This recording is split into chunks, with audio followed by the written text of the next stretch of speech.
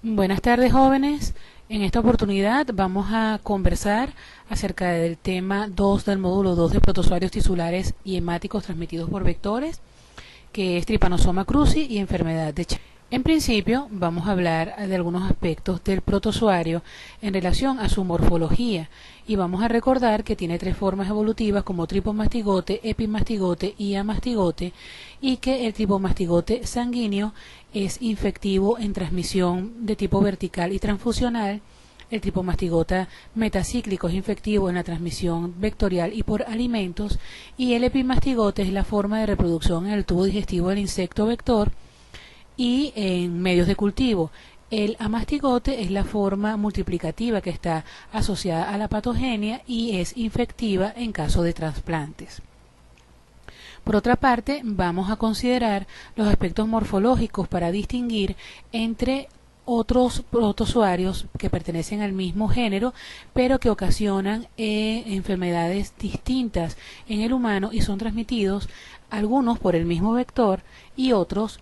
por otros vectores diferentes. Es el caso del Trypanosoma rangeli, que no es patógeno para el humano, es patógeno solo para el vector, al cual le ocasiona fallas en su sistema nervioso, impidiendo que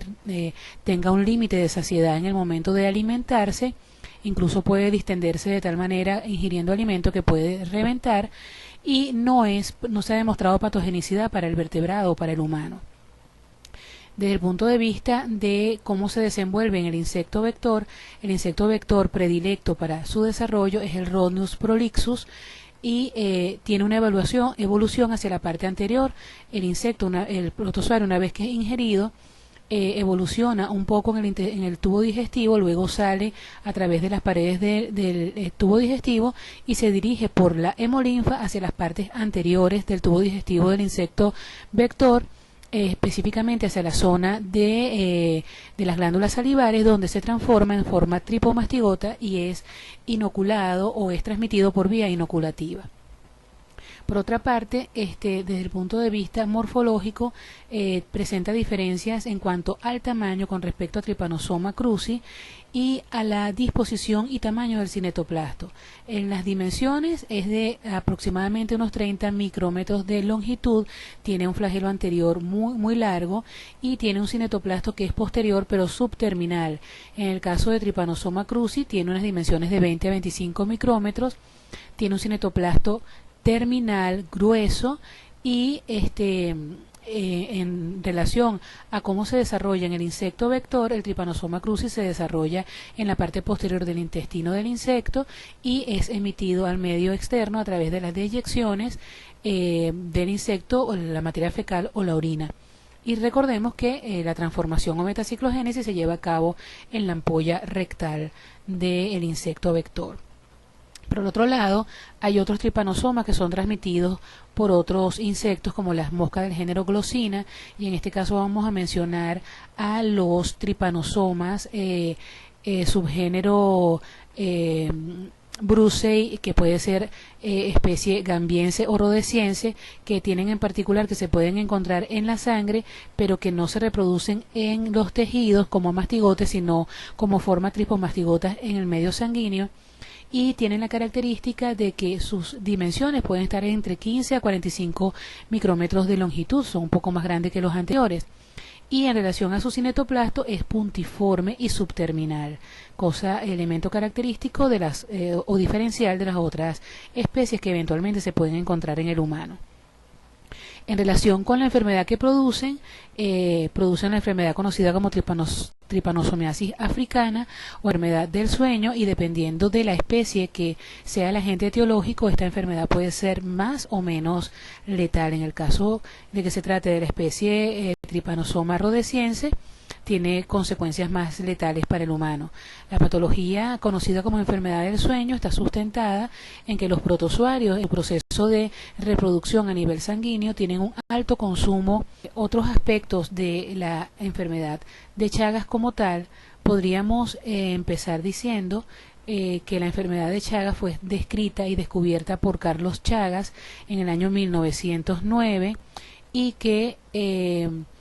él observó el parásito en un insecto hematófago que picaba a los trabajadores de la mina, que eran personas que ya estaban afectados por enfermedades como la malaria, que era la razón por la cual él estaba allí,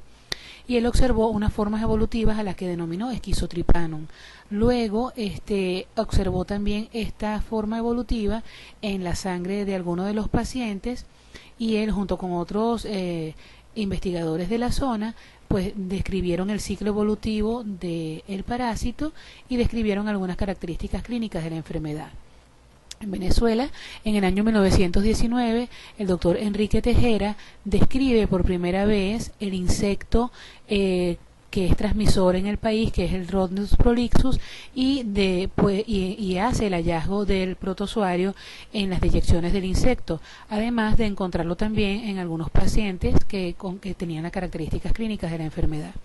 Por otra parte, en el año 1930, el doctor José Francisco Torrealba es el primero en aplicar el senodiagnóstico en un estudio que llevó a cabo en los llanos venezolanos y describió las características clínicas y epidemiológicas de la enfermedad para el momento. Por otra parte, entre los años 40 y 60, el doctor Félix Pifano, con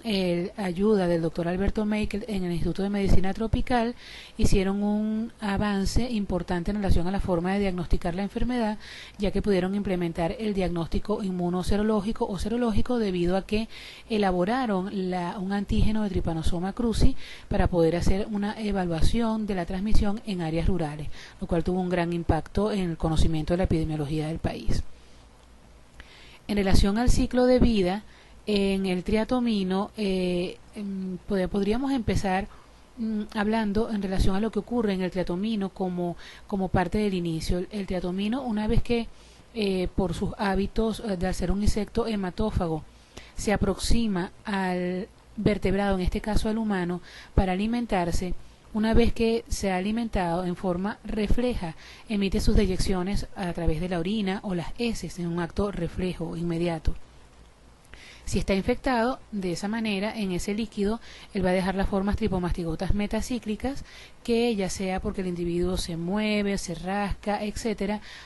facilita la penetración de esas formas que están en el líquido a través de la herida que deja el insecto cuando se alimenta. Una vez que estos tripomastigotes metacíclicos penetran en las diferentes células que circundan al sitio de la picada, formándose el chagoma de inoculación, en su interior se transforman en formas amastigotas. Estas formas amastigotas son las que van a estar presentes generalmente en el tejido o en los diferentes tejidos del organismo, pero una vez que se multiplican dentro de las células, por un proceso de señalización celular, se induce el cambio conformacional para la transformación en formas tripomastigotas, que también secretarán ciertas sustancias para lograr que la célula en la cual se están transformando se rompa, y se habla de que es una proteína deformadora de poros que se llama TC-TOX, que logran abrir canales o poros en la célula de manera que ésta se revienta, salen a circulación las formas tripomastigotas, ahora sanguícolas. Algunas pueden invadir otras células de otros tejidos y volver al ciclo de multiplicación de amastigotes a tripomastigotas, y otras que quedan en circulación al ser puesto en contacto con el insecto vector, las ingiere en su alimentación sanguínea, luego a nivel del tubo digestivo cambian conformacionalmente a formas epimastigotas, empieza el proceso de reproducción, y a nivel de la ampolla rectal, en la parte más distal del aparato digestivo del insecto vector, se lleva a cabo la transformación de las formas tripomastigotas a tripomastigotas metacíclicas, haciéndose infectivas. En relación a la transmisión, hemos visto que la transmisión que hemos descrito hasta el momento es la transmisión vectorial. Y ¿cómo se pasa de tener el protozoario al inicio en la circulación y hacer un intercambio o una penetración con las células del hospedero para pasar por una fase levemente sintomática o asintomática hasta llegar a condiciones donde ciertos órganos se distienden de tal manera que ocasionan patología cardíaca, esofágica y a nivel del colon? Bueno, para eso tenemos que conocer de qué forma ocurre la interacción. Es así como en Trypanosoma cruzi se tienen consideraciones en cuanto a cómo se abre camino el tripomastigote sanguíneo hacia la célula blanco. Primero, todo microorganismo que sea patógeno, lo primero que tiene que hacer para poder efectuar el daño es hacer un contacto con la célula blanco, y este contacto lo tiene que iniciar por un mecanismo de adhesión a lo que se describe como que es la matriz extracelular o los elementos que están fuera de la célula. Y en el caso de Trypanosoma cruzi, esta adhesión a la membrana a la matriz extracelular está dado por moléculas tales como la glicoproteína GP85, que también tiene actividad transialidasa o penetrina, que le garantiza al protozoario a establecer ese primer contacto. Una vez que esto ha ocurrido, el protozoario también genera ciertas enzimas como la TC80, que se encarga o tiene una función importante en la hidrólisis del colágeno, lo cual le garantiza el inicio del proceso de penetración. Posteriormente, el parásito activa una oligopeptidasa B y secreta crucipaína, la cual ocasiona un aumento del nivel del calcio intracelular en la célula blanco, y esto facilita el ingreso a la célula.